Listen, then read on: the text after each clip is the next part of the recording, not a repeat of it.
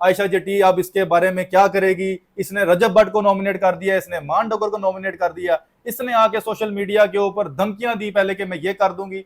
और रेप ज़दा औरत, मेरा नहीं ख्याल कि वो किसी को अपना मुंह भी दिखा सकती होगी जिसके साथ इतनी बड़ी ज्यादती हो जाए। इतना मुझे इस पे कॉन्फिडेंस हो गया कि इसने मुझे अपने घर पे बुलाया, मैं बगैर अपने माँ बाप से पूछे हुए एक अकेली जवान लड़की मुंह उठा के से घर चली जाती हूँ, वहां जाके जूस पिलाया जाता है, जूस में नशावर चीजें शामिल की जाती हैं, मैं पीती हूँ, मैं बेहोश होती हूँ, उसके बाद मुझे होश नहीं आता। जैसे ही मुझे होश आता है तो मैं देखती हूँ कि मेरे बटन खुले हुए और मैं नींद बनाना हालत में हूँ। ये डंडा है यार, यहाँ पे मेरे सिर से मारो उस्मान भाई, यहाँ पे एना दे सिर से मारो ताकि कोई हमें पता चले कि ये हमारे पाकिस्तान के मामला चल क्या रहे हैं। यार ये कोई मजाक है, एक रेप ज़दा औरत इस तरह लोगों का सामना करती है जैसे ये कर रही है। मैं आयशा जट्टी का जो फ्यूचर है ना इंतहाई बुरा देख रहा हूँ कि सिर्फ आयशा जट्टी का नहीं, आयशा जट्टी के पूरे खानदान का फ्यूचर इस अकेली लड़की ने स्टेक पे लगा दिया है। अस्सलाम वालेकुम, डिजिटल बॉक्स के साथ मैं हूं मोहम्मद उस्मान। नाजरीन, थाना नवाब टाउन में कल एक एफआईआर दर्ज की जाती है आयशा शराफत की जानिब से, जो कि टिकटॉक पर आयशा जट्टी के नाम से मशहूर हैं। इन्होंने सलमान भट्ट पर एफआईआर दर्ज करवाई और सलमान भट्ट के साथ साथ रजब भट्ट, मान डोगर और भी उनके दो साथी हैं जिन पर ये एफआईआर दर्ज की गई। अब ये एफआईआर दर्ज किस मदियत में की गई है और इसके क्या मामलात हैं और क्यों आयशा जट्टी जो हैं वो इस तरह से पै दर पै जो है वो मीडिया पे आ रही हैं, बात भी कर रही थी पिछले दिनों, काफ़ी उन्होंने इंटरव्यूज़ भी दिए और ये भी कहा कि मैं अब सलमान को माफ़ कर दूंगी, लेकिन अचानक से अब ये एफआईआर दर्ज करवा दी गई है। तो मेरे साथ सीनियर एडवोकेट राहिल डार साहब मौजूद हैं, इनसे जानते हैं कि असल मामला क्या है। अस्सलाम वालेकुम सर। जी वालेकुम सलाम। डार साहब कैसे हैं आप? मैं ठीक हूँ उस्मान भाई, आप कैसे हैं? जी सर अल्हम्दुलिल्लाह। सर ये बताएं कि आयशा जट्टी काफ़ी सुर्खियों में रहती हैं और सलमान भट्ट ने भी काफ़ी जो है वो इंटरव्यूज़ दिए इस हवाले से, तो सर क्या कहेंगे, मामला जो है वो किस तरफ जा रहे हैं?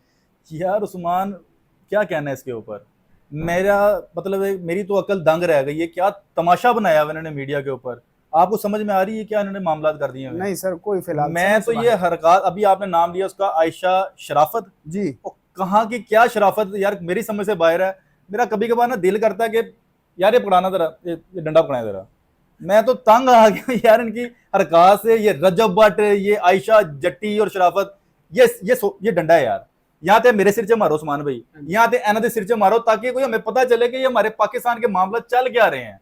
यार ये कोई मजाक है, एक रेप ज़दा औरत इस तरह लोगों का सामना करती है जैसे ये कर रही है।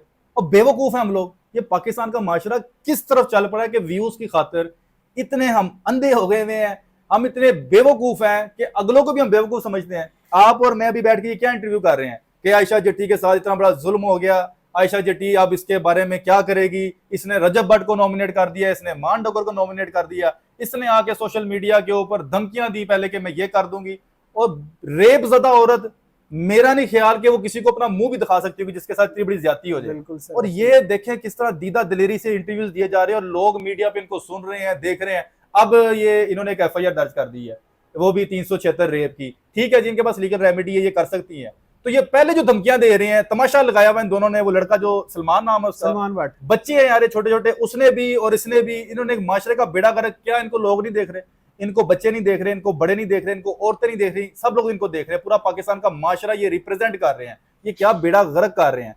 क्या आपको समझ आ रही है कि रेप ज़दा औरत इतना दीदा दिलेरी से लोगों को कैमरों में फेस कर रही है? सर और जिस तरह के उनसे सवालात किए जाते हैं और वो बड़ी दिलेरी से उनका जवाब दे रही है कि मेरे साथ यही हुआ। मैंने खुद इनके इंटरव्यूज देखे, कई दो जगह पे ये रो भी पड़ी है। किस बात के इसको रोने आ रहे हैं? इसको समझ नहीं आ रही, अकल काम नहीं कर रही कि बीबी तुम्हारा फ्यूचर खत्म हो जाएगा अगर तुम इस तरह के इल्जामात मीडिया पे लगाओगे। ज्यादती होगी थी तुम्हारे साथ, मान लिया, ये एक बहुत ही बुरा ऐसा फेल है जिसको हमारा माशरा बिल्कुल कबूल नहीं करता, ना ही हमारे पाकिस्तान में कोई इजाजत है। सख्त से सख्त कानूनी कार्रवाई की जाती है और इसके ऊपर सजाएं हैं, उम्र कैद है, सजाए मौत है, इसके ऊपर 20 से 25 साल 10 साल कैद है। और बीबी जाओ जाके इसके खिलाफ आप एफआईआर दर्ज करवाओ। आपने एक तमाशा क्रिएट कर दिया पूरा मीडिया पे लाके। रजब भट्ट जैसे लोगों से और भी मुझे इख्तलाफ अपनी जगह पे, लेकिन इस बीबी ने जो तमाशा बनाया हमारे पाकिस्तान का, सख्त मेरा दिल बुरा हुआ है। मेरी समझ से बाहर है कि कौन लोग देखते हैं यार इनको, और कौन है इनके फैन, कहां से इनको फैन फॉलोइंग मिलती है कि जो इस तरह के लोगों के फैन है कि जिनको ये शर्म नहीं है, अकल नहीं है, जिनके दिमाग में ये बात नहीं आ रही कि मैं रेप ज़दा औरत हूं, मैं मीडिया पे अपने पूरे खानदान को रिप्रेजेंट कर रही हूं। तुम अकेली अपने आप को रिप्रेजेंट नहीं कर रही बीबी, पूरा खानदान इफेक्ट हो गया आपकी सरकत से कि यार इस घर की औरतें क्या करती हैं। कंटेंट में लिख रही हैं एफआईआर में कि मेरा इनसे राब्ता हुआ सलमान भट्ट नामी शख्स से, मेरे इससे राब्ते के बाद मैंने इनसे मिलना जुलना शुरू कर दिया।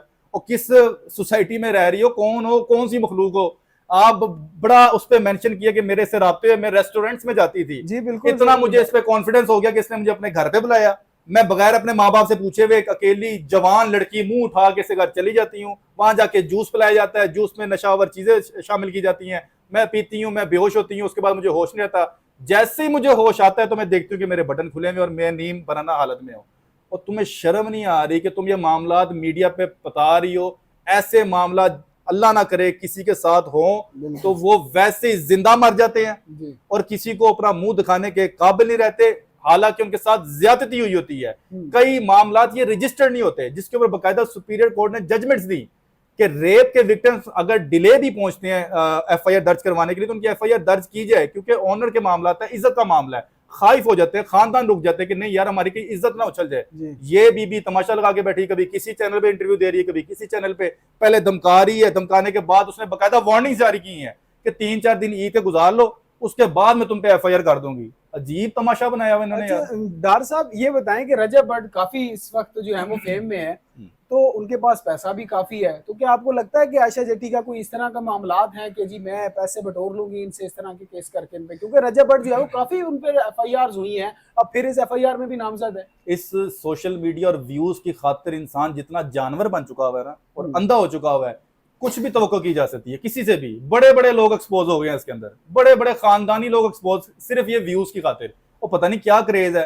और जनाब ये व्यूज सब एक तरफ रह जाएंगे, वक्ती तौर पे आपको फेम मिलेगा और हर स्टोरी की जो लाइफ है 4 या 5 माह बहुत ही बड़ी किसी स्टोरी की अगर लाइफ गुजरी है तो मेरे ख्याल से वो जो ये बिलाज मर्डर केस था, ये मैं मानता हूं कि सोशल मीडिया में इसने आज तक अभी भी ऐसे ही फ्रेश है जैसे कि एक नया वकूआ है। उसके अलावा जितने भी सोशल मीडिया पे बीबी बिलखुसूस आपको भी मैं ये कह रहा हूं, जितने भी मामला सोशल मीडिया पे आए हैं, स्मॉल सी छोटी सी इसकी एक लाइफ है, हफ्ता महीना 2-4, उसके बाद खत्म। लोगों ने पूछना भी नहीं, कोई आयशा जट्टी थी उसके साथ रेप हो गया था और यहाँ कोई सलमान भट्ट था, यहाँ उसमें कोई रजब भट्ट ने उसके कोई साथ दिया था, किसी ने बोदर नहीं करना। हाँ, खानदान आपका जलील हो जाएगा, आप माशरे में मुंह दिखाने काबिल नहीं रहेंगे, आप लोगों के ऊपर एक टैग लग जाएगा कि यार इस घर की लड़कियां किसी से पूछे बगैर मुंह उठा के कहीं पे भी चली जाती हैं, फिर उनको नशावर चीजें खिलाई जाती हैं और बड़ी दीदा दिलेरी से बजाय छुपाने के वो मीडिया ट्रायल शुरू कर देती हैं। डर साहब क्या फ्यूचर देख रहे हैं आयशा जट्टी का?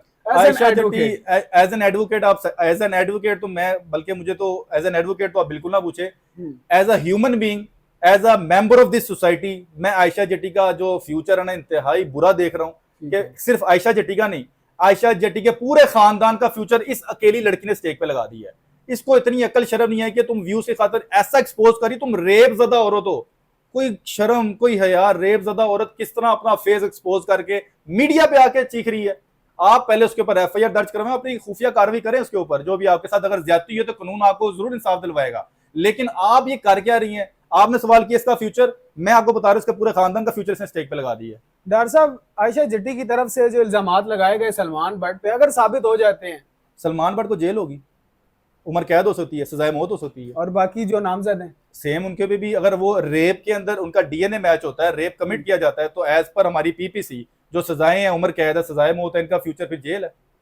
डॉक्टर साहब अभी आपको कुछ लग रहा है कि इनको गिरफ्तार किया जाएगा अभी तक, या क्योंकि अभी तक कोई खबर तो नहीं मौसूल हो रही कि उन्हें गिरफ्तार? देखिए क्राइम तो ये हीनियस है, गिरफ्तारियां तो होंगी और ये इसके ऊपर ये वैसे भी नॉन कंपाउंडेबल ऑफेंस है। अगर सुलह राजीनामा हो भी जाए तो स्टेट अगर साबित प्रोसिक्यूशन केस अपना कर देती है तो इल्जाम साबित होने पर सजाएं तो होंगी और गिरफ्तारी तो लाजमी डेफिनेटली इसके ऊपर होगी। अच्छा डॉक्टर साहब, एक चीज और भी देखी जाती है कि जब भी इन जैसे लोगों पर, जैसे खास खसूसन रजब भट्ट हैं और जो इनके साथी हैं, पिछली दफा भी जब इन पर एफआईआर हुई तो ये बैरून मुल्क फरार हो गए थे, तो अब आपको लगता है कि ये भी कोई इस तरह का सीन बनेगा कि ये बैरून मुल्क फरार? मैं फिर डंडा मंगवाऊंगा, तुझे जानते कि फिर मैं अपने सिर यार उस्मान भी इन्होंने तमाशा बनाया हुआ, पाकिस्तान के माशरे को अजीब सा इन्होंने पोर्ट्रे कर दिया है, अजीब सी रिप्रेजेंटेशन कर रहे हैं। ये हमारे पाकिस्तान के हीरोज नहीं है, ये जुर्म करते हैं, जराइम करते हैं, पाकिस्तान से फरार होते हैं। अभी आपने सवाल किया फिर से भाग जाएंगे, तो फिर से पहले भाग के इन्होंने कौन सा की मार्का मार ली है, वापसी हुई ना।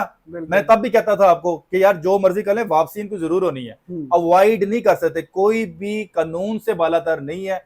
All of us are under the law, कानून के ऊपर कोई नहीं है, कानून अपना रास्ता बिल्कुल जानता है और कानून को पता है कि कब किसको, ये जितने मर्जी लोग होशियार बन जाए, क्लेवर कानून से कोई नहीं है। अगर जराइम करोगे पाकिस्तान से बाहर भाग के, ये समझते हो कि हम जराइम करके पाकिस्तान से बाहर कहीं पे रिजाइड कर लेंगे और हमें कोई पूछेगा नहीं, तो गलत फहमी है इनकी। अच्छा डॉक्टर साहब ये बताएं कि अब अगर ये सारे मामलात ठीक होते हैं, या अब सपोज करें कि सलमान ठीक निकलता है और आयशा गलत निकलती है, हम्म। तो तब क्या होगा? ठीक है, देखें, अब किसी पे झूठा इल्जाम लगाना, उसके पे भी कार्रवाई होगी। अब होना अब मुझे नहीं पता, लेकिन मैं आपको बता दूं, अमूमन ऐसे मामलात में ना ये केस रेप का नहीं है, मैं कहता हूं, मुझे लग रहा है ऐसे। ये कहीं ना कहीं आप देखिएगा, जो सलमान, उसका पूरा नाम सलमान भट्ट है, सलमान भट्ट का जो वकील, जो डिफेंस काउंसिल है ना, वो कहीं ना कहीं जब ये मामला उसके हाथ से निकलते नजर आएंगे ना, ये बेस्ड ऑन मैं एक्सपीरियंस कह रहा हूं, मैंने बड़े मामला, ये केसेस देखे हैं, ये कहीं ना कहीं ये फोर्निकेशन की तरफ इस मामला को लेके जाएंगे। ये रजामंदी से ये किया गया है, रजामंदी से जो दो शख्स शादीशुदा नहीं है जब ऐसे मामला करते तो फोर्निकेशन की सजा होती है उसको। तो अब बिल आखिर इन लास्ट ये कहीं ना कहीं फोर्निकेशन का केस बनेगा। डॉक्टर साहब बेहद शुक्रिया आपके वक्त का। नाज़रीन, डॉक्टर साहब को हमने सुना, उन्होंने बड़ा खूबसूरत पैगाम भी दिया। तो अब लोग जो हैं खासे होशियार भी हो गए हैं, तो वो होशियार होना भी चाहिए उनको, कि लोग जो हैं, वो जिन लोगों को अपना आइडियल मानते हैं, वो अपने ख़ानदान की इज़्ज़तों को नहीं बचा सकते। तो आपको इज़्ज़त करना और इज़्ज़त देना किस तरह से सिखाएंगे? आपकी क्या राय है, हमें कमेंट सेक्शन में ज़रूर आगाह करें। अपना बेहद ख्याल रखें, अपने मेज़बान को इजाज़त दीजिए। अल्लाह आपका हामी व नासिर हो।